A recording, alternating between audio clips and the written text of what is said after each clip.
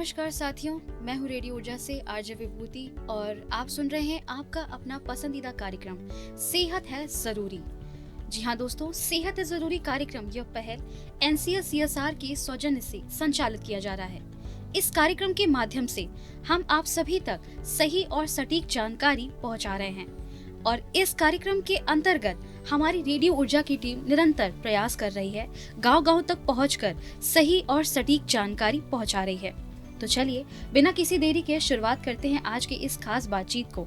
बता दें आप सभी को कि आज के इस खास कार्यक्रम में हमारे साथ बहुत ही खास मेहमान जुड़े हुए हैं। एनसीएल सीएसआर से डिप्टी मैनेजर सर आज हमारे साथ इस खास कार्यक्रम में जुड़े हैं। नमस्कार सर। नमस्कार। और जाने माने विशेषज्ञ एमडी पैथोलॉजिस्ट और रेड क्रॉस में कार्यरत डॉक्टर आरडी द्विवेदी सर। नमस्कार सर। नमस्कार।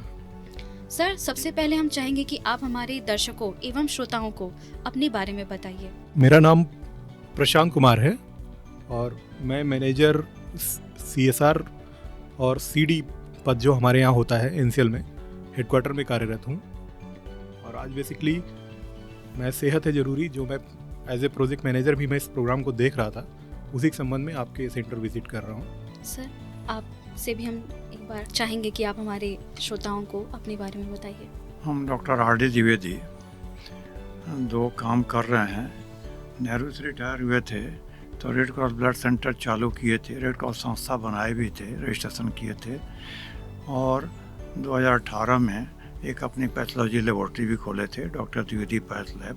तो दोनों चला रहे हैं और रेड क्रॉस के थ्रू हमारे और भी project DDRC, OSH, first aid training और ये जन औषधि केंद्र, ये सब चल रहा है। जी सर, मेरा सबसे पहला सवाल आपसे है कि राष्ट्र की ऊर्जा आवश्यकताओं को पूरा करने के लिए एनसीएल किस प्रकार महत्वपूर्ण भूमिका निभा रहा है? देखिए, जैसा कि आप जानते हैं कि एनसीएल एक सब्सिडरी कंपनी है कोल इंडिया की जी, और कोल इंडिया लगातार देश को निर्बाध रूप से कोयला पहुंचा रहा है, जिससे हमारे घरों में ऊर्जा ज़रूरतें पूरी हो रही हैं।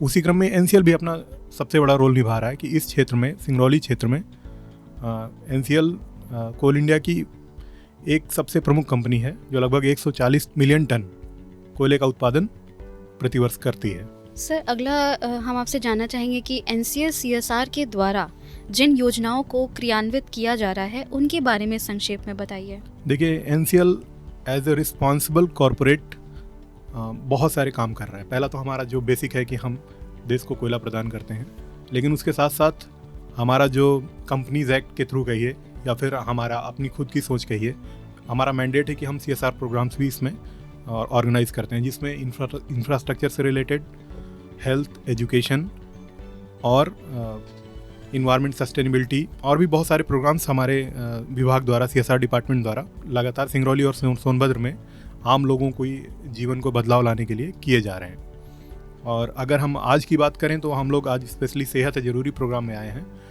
तो हमने कई ऐसे 4-5 योजनाएं हमारी हैं जो विशेष रूप से स्वास्थ्य और सुविधाओं को कवर करती है, जिसमें से एक चरक स्कीम है। यहाँ के जो लोकल लोग हैं सिंगरौली और सोनभद्र के, उनको हम लोग क्रिटिकल डिजीज़ से जो लोग प्रॉब्लम में हैं उनको हम कवर करते हैं, जिनकी आय 5 लाख से कम है जी, उनको हम लोग कवर करते हैं। मेडिकल कैंप्स हमारे लगातार आसपास हो रहे हैं। हमारा एक प्रोग्राम है नन्हा सा दिल, छोटे बच्चों में अगर दिल की जो प्रॉब्लम होती है, दिल में जो परेशानियां आती हैं, उसके लिए वो काम करता है। और भी हमारे बहुत सारे प्रोग्राम्स हैं इसके साथ में जो हम लोग एनसीएल सीएसआर के तहत कर रहे हैं। जी सर, हम जैसे जानना चाहेंगे जो सेहत है ज़रूरी कार्यक्रम ये चल रहा है, ये एनसीएल सीएसआर के सौजन्य से, इसको शुरू करने पे क्या सोच रही आपकी इसके पीछे? देखिए, सेहत है ज़रूरी प्रोग्राम जो है सीएसआर डिपार्टमेंट का एक फ्लैगशिप प्रोग्राम है, क्योंकि हम इससे मास रीच कर पाते हैं जी, और अपनी बात हम आम लोगों तक पहुंचा पाते हैं। जैसे हमने आपको शुरू में बताया कि हमारे बहुत सारे प्रोग्राम्स चल रहे हैं, तो उन प्रोग्राम्स को हम आम आदमी तक कैसे पहुंचा सकते हैं, पहला तो ये है। सेहत है ज़रूरी प्रोग्राम जो है हमारा ये था कि हम अगर अपनी योजनाओं की जानकारी, क्योंकि किसी भी कार्यक्रम में अगर हम देखें तो हमारे लिए सबसे इम्पॉर्टेंट है ह्यूमन लाइफ। तो उसमें हमने ये देखा कि अगर हमें ह्यूमन को कनेक्ट करना है तो उसके लिए हमें सबसे पहले बिहेवियरल चेंज पे काम करना होगा, क्योंकि बीमारियां जो हैं वो बिहेवियरल चेंज पे ही सब कुछ उस पर डिपेंड करता है कि अगर हमारी आदतें क्योंकि हमारे पास दो तरह की चीज़ें हैं, एक तो प्रिवेंटिव हेल्थ है, इसके बाद हम डिजीज़ को क्योर करते हैं। लेकिन अगर हम प्रिवेंटिव हेल्थ पे काम करें, जो बेसिकली सेहत है ज़रूरी कार्यक्रम कर रहा है कि हम लोगों को सही जानकारी पहुंचाएं कि कौन से रोग किस तरह से होते हैं। खैर डॉक्टर साहब हमारे साथ हैं, उस पर ज़्यादा प्रकाश डालेंगे, लेकिन मैं थोड़ा सा लोगों के तौर पे बता देता हूँ कि जो गांव के लोग हैं उनको जानकारी की कमी की वजह से बहुत सारे रोग उनको स्वतः हो जाते हैं जो नहीं समझ पाते। जैसे पानी को सही तरीके से पीना, खाने को कैसे रखना है, ये सब चीज़ें बहुत ज़रूरी हैं। और इसके साथ और भी जो इन्वायरमेंटल चेंज हो रहे हैं उसकी वजह से कैसे उनको सही जानकारी मिल जाए जिससे वो प्रिवेंटिव लेवल पे ही अपना ये रोगों को कम कर सकें। जी सर, मेरा अगला सवाल आपसे है कि आप क्योंकि रेड क्रॉस सोसाइटी से भी जुड़े हुए हैं, तो हम जानना चाहेंगे कि रेड क्रॉस सोसाइटी का उद्देश्य क्या है। रेड क्रॉस सोसाइटी दुनिया में है, देश में हर राज्य में हर जगह है। तो रेड क्रॉस सोसाइटी का उद्देश्य थोड़ा लिमिटेशन है, लेकिन आम आदमी को सुविधाएं पहुंचाना, कमाई करने के लिए रेड क्रॉस काम नहीं करता है। रेड क्रॉस के जो भी प्रोजेक्ट हैं उसका पर्पस यह नहीं है कि हम इससे कमाई करें, कोई बिजनेस करें। और इसमें हम लोगों को माने कुछ संस्थाओं का या कुछ कंपनियों का हेल्प मिलता है, फाइनेंशियल हेल्प मिलता है। तो इसलिए हम लोग काफ़ी सस्ता कहें या फ्री कहें मेडिकल फैसिलिटी दे पाते हैं। तो हमारा उद्देश्य है कि आम ज़रूरतमंदों को, जिनको मैंने हेल्थ से रिलेटेड या दूसरी, जैसे मान लीजिए फर्स्ट एड ट्रेनिंग हो गया जी। तो हेल्थ से रिलेटेड है, लेकिन उसमें पढ़ा के जानकारी देना है। जो DDRC है प्रोजेक्ट, उसमें है कि पूरा ज़िला के जो हैंडीकैप्ड लोग हैं उनको कैसे असिस्ट कर, अपने आर्टिफिशियल विंग बना के देना या बनाया कहीं से। एनसीएल काफ़ी हेल्प करता है उसमें हम लोगों को, तो उनको देना। और उसके पहले गांव में उनसे ढूंढ के ले आना। हमारी टीम गांव में जाती है, हर गांव में एक दिन रह के, और जितने इस टाइप के ज़रूरतमंद लोग हैं उनका रजिस्ट्रेशन होता है, उनको ले आके, जिला नहीं अगल बगल के ज़िलों के लिए कहीं से कोई आवे। मैंने ऐसा भी हुआ है कि यहाँ से रीवा एक दिन 3 यूनिट ब्लड गया था, कलेक्टर साहब एक भिजवाए थे। बनारस एक दिन 6 यूनिट ब्लड गया था। बनारस बड़ी जगह है। एक बार कोरोना में हुआ था कि ये भी निगेटिव नहीं मिला था बनारस में, कोई VIP आदमी था।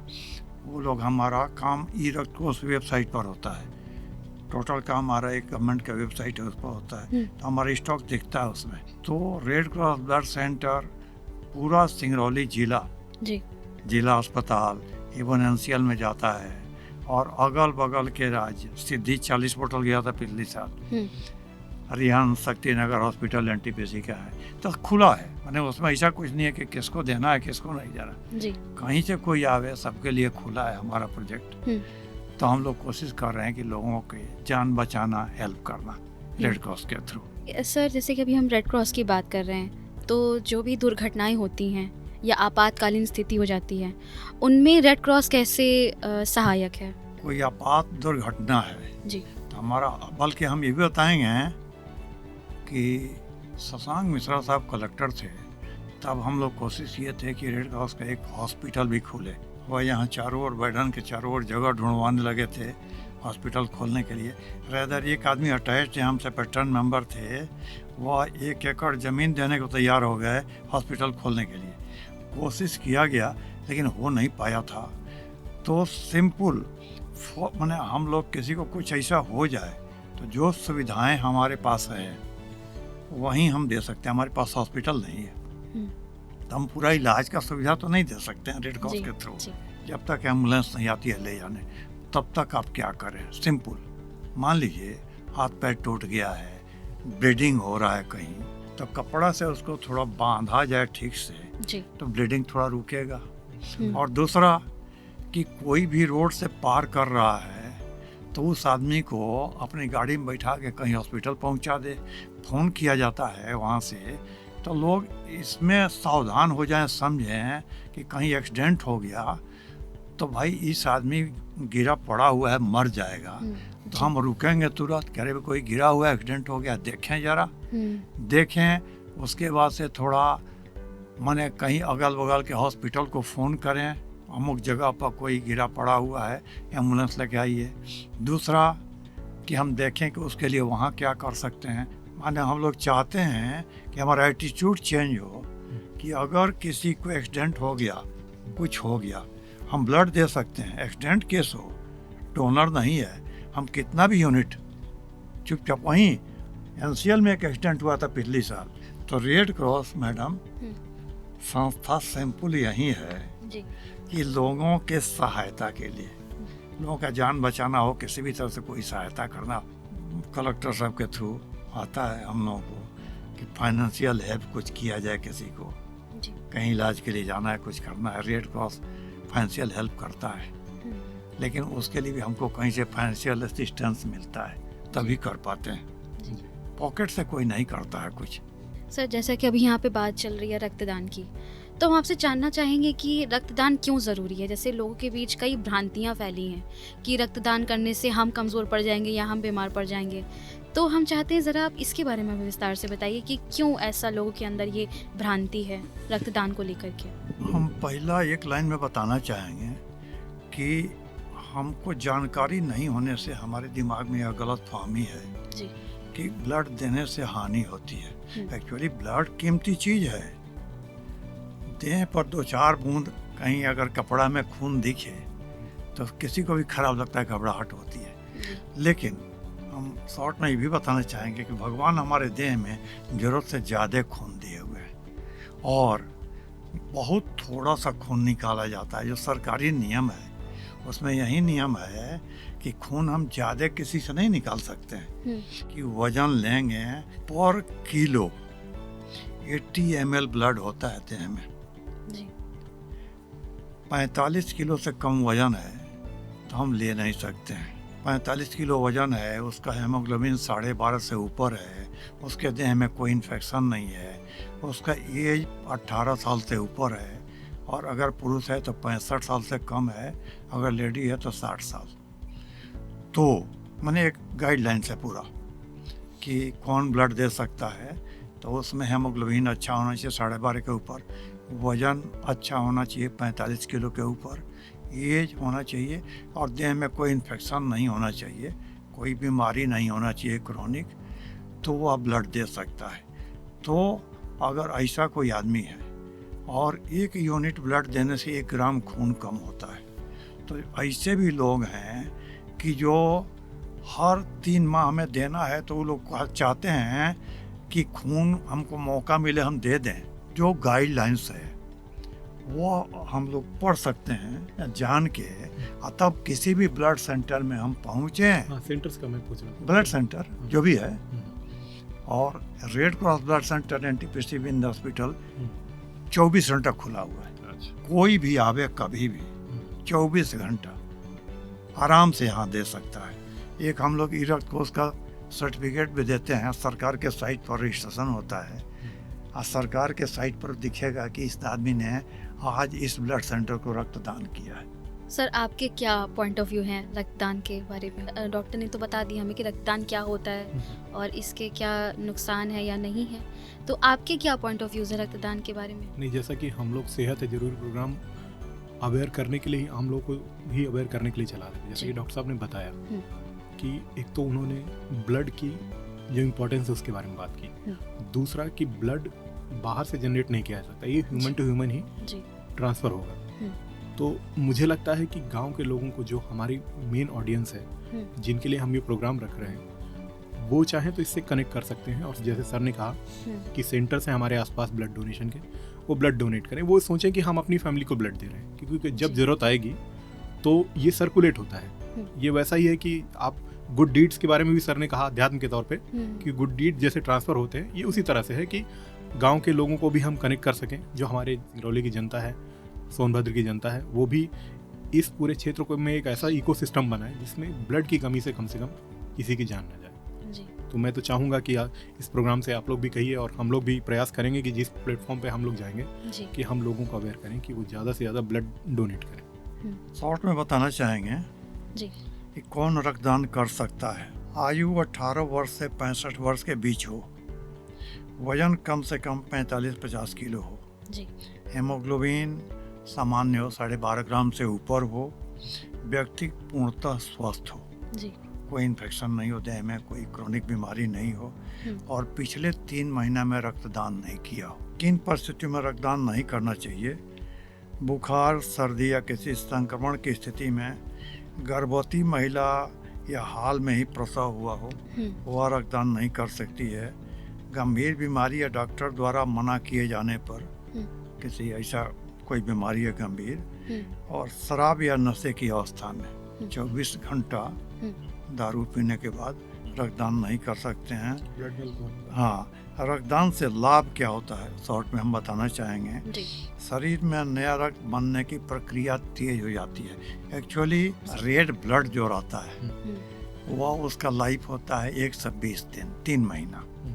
तो भगवान देह में हमारी व्यवस्था बनाए हुए हैं कि रोज कुछ रेड ब्लड सेल बनता है और आज जो बना वह 3 महीने बाद मरेगा।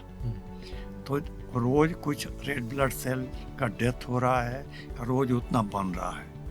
और देह में यह भी व्यवस्था है कि अगर किसी कारण से ज़्यादा ब्लीडिंग हो गया और अगर देह के भीतर सब कुछ ठीक है, व्यवस्था मतलब कि खून बनने के लिए जो जरूरी सामान चाहिए देह में, आयरन सबसे ज़रूरी है, B12, फॉलिक एसिड, अगर बोन मैरो बनता है, सब ठीक है, तो तेज़ी से ब्लड बनता है। जितने तेज़ी से ज़्यादा खून निकल गया उतने तेज़ी से भीतर ब्लड बनना चालू होता है। कि यही केवल व्यवस्था है कि हम लोग 5 बीमारियों का जांच करते हैं।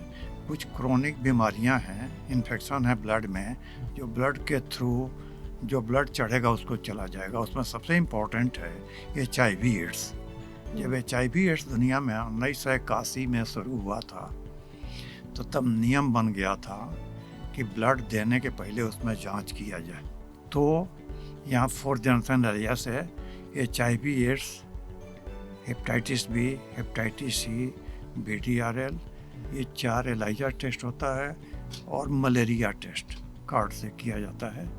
तो ये 5 बीमारियों का जांच करते हैं। तो ब्लड देने से एक फ़ायदा होता है, कई आदमी को देह में बीमारी है, अब पहले से कुछ खबर नहीं, काहे कि बीमारी से तुरंत कोई लक्षण नहीं आता है देह में, सिम्टम नहीं आता है। जैसे है कि कार्ड से जब हम लोग जांच करते हैं बीमारियों का, तो ज़्यादा एंटीबॉडी जब बीमारी का देह में बना तब कार्ड पकड़ेगा। एलाइजा टेस्ट भी जो है 1st generation, 2nd generation, 3rd generation, 4th generation जो है तो वो भी थोड़ा जल्दी पकड़ लेता है, लेकिन उसका भी एक लिमिट है कि बीमारी देह में घुसी उसके इतना दिन के बाद यह टेस्ट पकड़ेगा। और बेटर टेस्ट है नेट मेथड। उसका जो इक्विपमेंट आता है, माने यह इक्विपमेंट जो आता है एलाइजा वाला, यह फुली ऑटो जो आता है 10-12 लाख का आता है, सेमी ऑटो आता है 3-4 लाख का, नेट मेथड 2.5 करोड़ का आता है। सर, आगे बढ़ते हुए हम आपसे आगे जानना चाहेंगे कि जो सेहत है ज़रूरी कार्यक्रम NCL CSR के सौजन्य से चलाया जा रहा है, यहाँ पर हम आपसे ज़रूर पूछना चाहेंगे कि सिंगरौली के परिप्रेक्ष्य में रेडियो दूसरे संचार से कैसे अलग है? जैसे अगर हम पब्लिक से कनेक्ट करना चाहते हैं और लोगों तक अपनी बात पहुंचाना चाहते हैं तो रेडियो इसका सबसे अच्छा माध्यम है जी।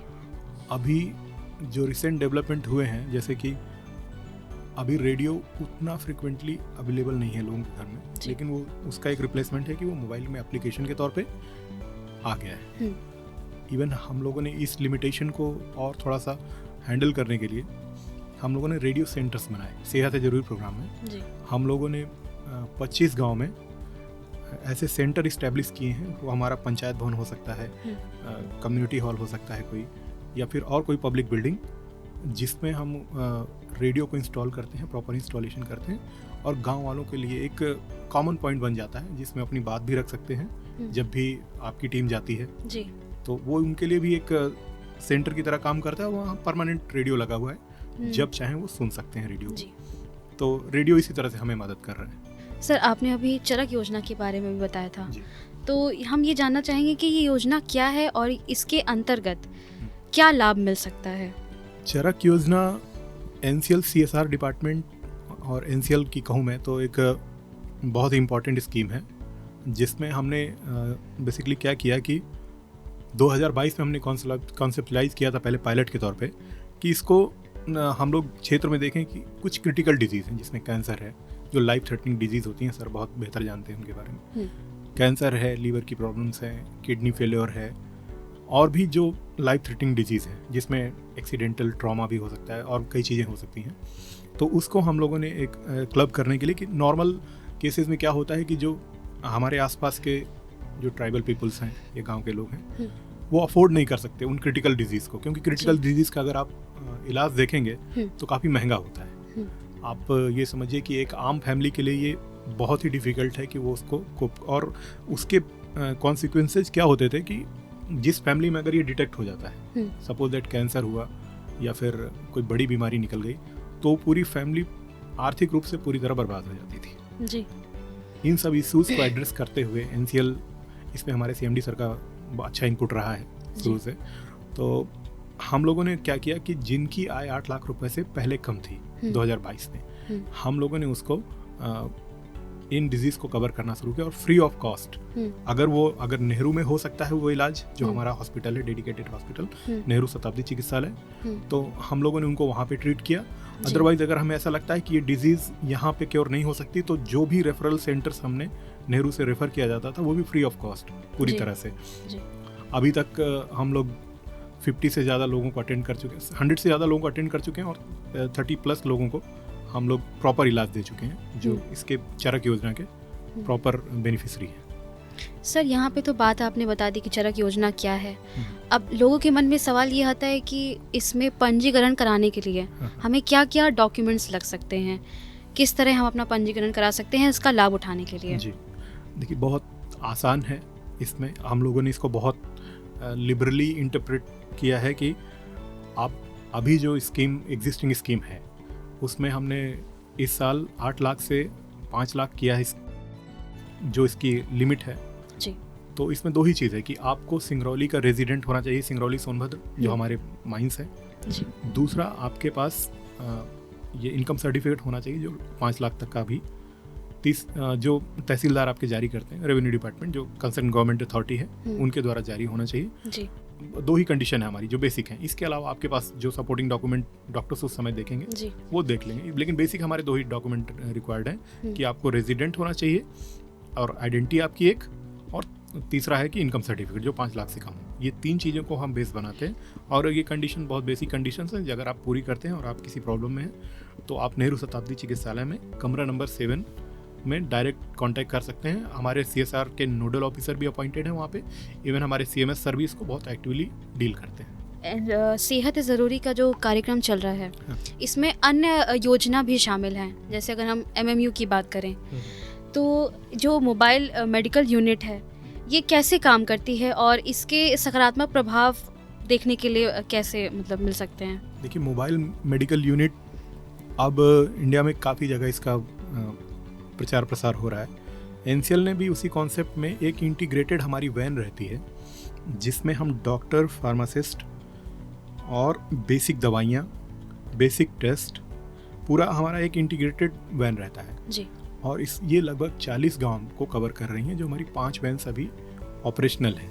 एमएमयूज़ हम इनको कहते हैं कि ये गांव-गांव जाके अपने एक स्पेसिफाइड गांव जो हमारे 40 गांव हैं उनमें लगातार एक रोस्टर की मदद से और वहाँ के जनप्रतिनिधियों से संपर्क बनाकर आम आदमी को ये एक चिकित्सा सुविधा मुहैया करवाते हैं। रेगुलर इनके कैंप्स होते रहते हैं। उन कैंप्स में जाके हमारे सिंगरौली की जनता या फिर सोनभद्र की जनता इनमें जाके अपना रजिस्ट्रेशन करवा के बेसिक इलाज ले सकती है। और उसके बाद अगर इससे कुछ हायर डिजीज़ है तो आप जैसा जानते हैं कि चरक स्कीम है। अगर कोई बड़ी परेशानी में हम नेहरू हॉस्पिटल में और इवन क्रिटिकल डिजीज़ के बीच में भी एक हमारा है वेवर कार्यक्रम है जो गरीब लोगों को जो उनका इलाज का खर्च है वो वेव करता है। वो नेहरू शताब्दी चिकित्सालय जाएंगे आप तो वो आप जानकारी बेहतर ले पाएंगे उसमें।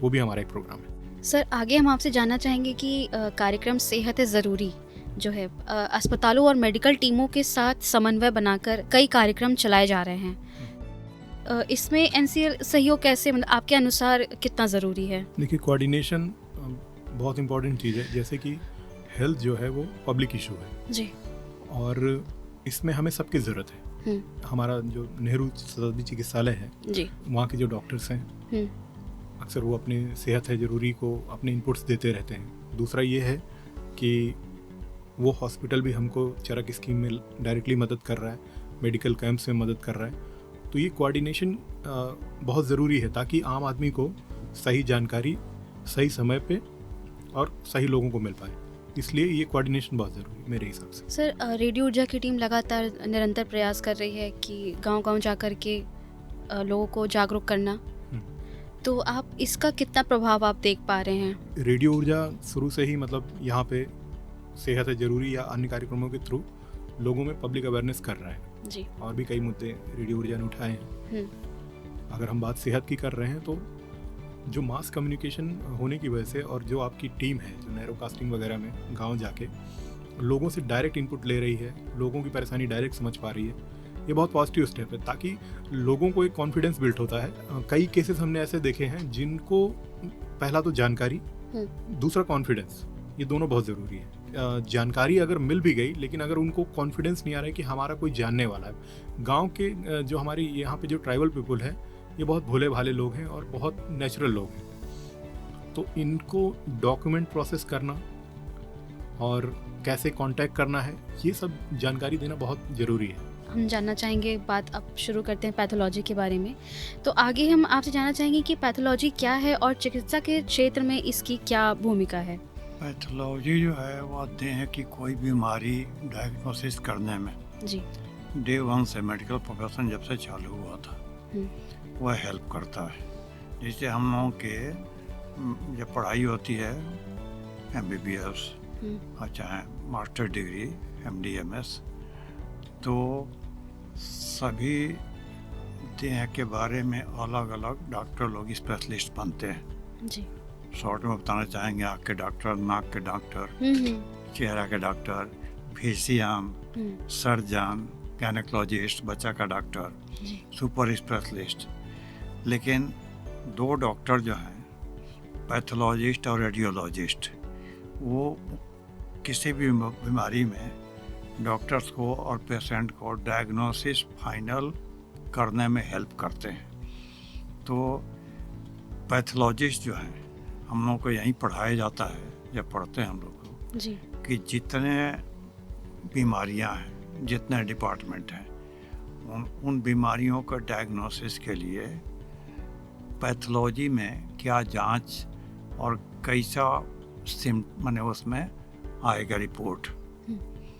तो सिंपल पैथोलॉजी जो है वो मैक्सिमम बीमारियों में डायग्नोसिस फाइनल कंफर्म करने में हेल्प करता है जी। कहेंगे। सर, आगे आपसे ये भी जानना चाहेंगे कि सही बीमारी की पहचान अगर हमको करना है तो पैथोलॉजी टेस्ट इसमें कितना महत्वपूर्ण है? पैथोलॉजी टेस्ट बिना कोई भी डायग्नोसिस मैक्सिमम बीमारियों में कंफर्म नहीं होता है जी।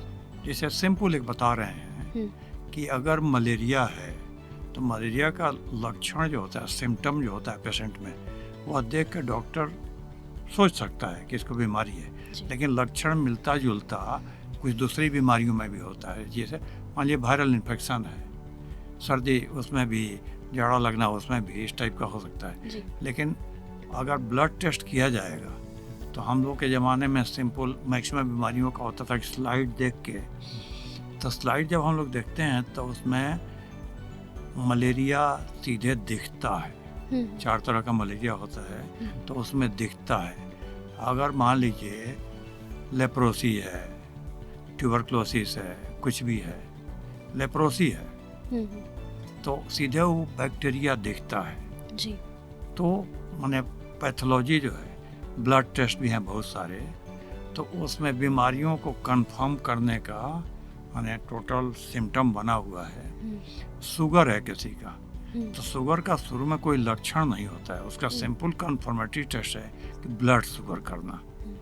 और एक और है कि ब्लड शुगर किए और ठीक आया, हो सकता है उसको बीमारी हो, तो एक और टेस्ट आ गया है HbA1c।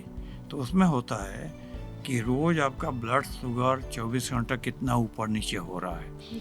जैसे मान लीजिए किसी का ब्लड शुगर हाई रह रहा है लेकिन जिस दिन ब्लड टेस्ट कराने आया उस दिन वो ठीक से खाना खा के समय से आया है, उस दिन हो सकता है ब्लड शुगर ठीक आ जाए। लेकिन HbA1c टेस्ट जो है बढ़ा हुआ है तो बता रहा है कि नहीं, इसको बीमारी देह में अस्थायी है। तो मैंने पैथोलॉजी सिंपल कि किसी भी बीमारी को डायग्नोसिस में हेल्प करने में, कंफर्म करने में हेल्प करता है। जी। बस यही चाहिए कि प्रॉपर पैथोलॉजी हो। थोड़ा सा हिंदुस्तान में एक कमी हो गई है जी। कि बहुत जगह बहुत लोग लेबोरेटरी खोल ले रहे हैं और डॉक्टर साहब लोग भी माने एथिकल सब लोग उतने सावधान नहीं हैं, जी। तो उसमें डायग्नोसिस प्रॉपर कई बार नहीं होता है। इस कार्यक्रम के जरिए, सेहत है ज़रूरी का जो कार्यक्रम है, इस कार्यक्रम के जरिए आप सिंगरौली में क्या बदलाव देखना चाहते हैं? सिंगरौली बहुत अच्छा डिस्ट्रिक्ट है, जैसे कि यहाँ कई जनजातियाँ भी रहती हैं। नेचुरली बहुत ब्यूटीफुल है और इंडस्ट्री भी आप देख रहे हैं कि यहाँ पे चाहे वो पावर सेक्टर से हो या फिर कंस्ट्रक्शन सेक्टर से, काफ़ी कंपनियाँ यहाँ पे पहले से हैं। तो जहाँ इतना फुटफॉल है इंडस्ट्रीज़ का, नेचुरल माहौल का, तो मैं बस यही चाहता हूँ कि लोग आगे आएँ, कोऑर्डिनेट करें। एक तो अपना सबसे पहले मैं कहूँगा कि सेहत का ख्याल रखें, जैसे सर ने भी बताया हम जिस प्रोग्राम में आए। बिल्कुल। दूसरा है कि जितनी भी एजेंसियाँ हैं, चाहे NCL हो, NTPC हो, डिस्ट्रिक्ट एडमिनिस्ट्रेशन है और बाकी इंडस्ट्री मिल के ज्वाइंट प्लान करें, जिससे हम सिंगरौली को खूबसूरत बना सकें। हेल्थ के सेक्टर में, एजुकेशन के सेक्टर में, इंफ्रास्ट्रक्चर के सेक्टर में हम बहुत खुशनसीब हैं कि मतलब इस डिस्ट्रिक्ट में हमें काम करने का मौका मिला, या जो भी यहाँ के रहवासी हैं। बहुत जगह आप देखिए कि अभी भी जो सिंगरौली में, जैसे चरक स्कीम का ही मैंने कहा कि सिंगरौली और सोनभद्र के लोगों को हम इस बात पे बहुत गर्व करते हैं कि हमने एक ऐसा प्रोग्राम NCL की तरफ से बनाया है जिससे एक आम आदमी भी कनेक्ट कर सकता है खुद को और क्रिटिकल डिजीज से अपने आप को सिक्योर कर सकता है। जबकि इसी काम को करने के लिए बाकी डिस्ट्रिक्ट्स में कहिए या फिर बाकी जगह काफ़ी जद्दोजहद करनी पड़ती है। ऐसा ही हम सोचें और सिंगरौली को खूबसूरत बनाने के लिए सभी एजेंसियाँ एक साथ आएँ, सिंगरौली डेवलपमेंट प्लान बनाएं और जैसे भी हो सकता है NCL भी उसमें अग्रणी रहेगा और हम भी अपने जो कॉम्पिटेंट अथॉरिटी हैं, जो हमारे सीनियर्स हैं, जो भी जैसे भी कंट्रीब्यूट कर सकते हैं। NCL हमेशा यहाँ की लोकल ज़रूरतों के लिए, लोगों के स्वास्थ्य के लिए और बाकी बुनियादी सुविधाओं के लिए खड़ा है। सर, जैसे हम इस कार्यक्रम का नाम लेते हैं सेहत है ज़रूरी, तो हमारे दिमाग में सबसे पहले जो शब्द आता है वो है स्वास्थ्य। तो और अगर हम अपने आसपास की भी बात करें तो हमारे मन में सबसे पहला जो शब्द आता है वो है स्वच्छता। तो स्वच्छता और स्वास्थ्य कैसे एक दूसरे से जुड़े हैं और इसके बारे में क्या कहना चाहेंगे आप? स्वच्छता प्रिवेंटिव हेल्थ का एक पार्ट है जिसमें आप पहले से चीज़ों को समझ के आप उसको अपने बिहेवियर में लाते हैं, अपने डेली लाइफ में उसको इम्प्लीमेंट करते हैं, जिससे हम बीमारियों से दूर रहते हैं। जी। अननेसेसरी का हमारा एनर्जी, हमारा पैसा, हमारा समय कुछ भी वेस्ट नहीं होता है। तो ये एक बेहतर तरीका है कि जितना हम स्वच्छता पे ध्यान देंगे हमारी सेहत उतना ही इम्प्रूव करेगी और पहला लक्ष्य हमारा स्वच्छता ही होना चाहिए। जी। सर, अंत में आप क्या संदेश देना चाहते हैं हमारे सिंगरौली वासियों को? सिंगरौली के लिए मैंने पहले भी कहा कि सिंगरौली बहुत खूबसूरत है। जी। यहाँ पे जैसे जंगल, पहाड़ और यहाँ की जो ट्राइबल पॉपुलेशन है, बहुत सारी जनजातियों का एक घर है, ये बहुत ही खूबसूरत जगह है। हाँ, हम लोग कुछ चीज़ें हैं जो अभी हम लोग उसमें भी काम कर रहे हैं। इंफ्रास्ट्रक्चर है, हेल्थ पे सेक्टर पे भी बहुत काम हो रहा है। यहाँ पे NCL अपना रोल प्ले कर रहा है अपनी विभिन्न स्कीमों के तहत। बाकी जो कॉर्पोरेट हाउस हैं वो भी अपने प्रोग्राम्स चला रहे हैं। तो मेरा बस यही कहना है कि सिंगरौली बहुत अच्छी जगह है, जिसके जो कल्चर को है, इसकी जो खूबसूरती को है, आप बनाए रखिए और कोशिश करिए कि हम सब मिलकर अपना अपना पार्ट इसमें अदा करें और एक खूबसूरत सिंगरौली बनाएं। हम कर सकते हैं। जी, बहुत बहुत शुक्रिया सर, आप लोगों ने इतना कीमती समय हमारे साथ साझा किया। आप लोगों को बहुत बहुत धन्यवाद। तो श्रोताओं, आज के इस खास कड़ी में आप लोग का भी बहुत बहुत धन्यवाद कि आप हमारे साथ जुड़े और हमारा साथ आपने दिया। इसके लिए आपको बहुत बहुत धन्यवाद। और सुनते रहिए आपका अपना पसंदीदा कार्यक्रम सेहत है ज़रूरी, अब आपके गांव तक, सिर्फ और सिर्फ आपकी अपनी रेडियो ऊर्जा FM 89.6 FM पर। मैं हूं आपकी अपनी RJ विभू, ऊर्जा धानी, आपकी वाणी। नमस्कार।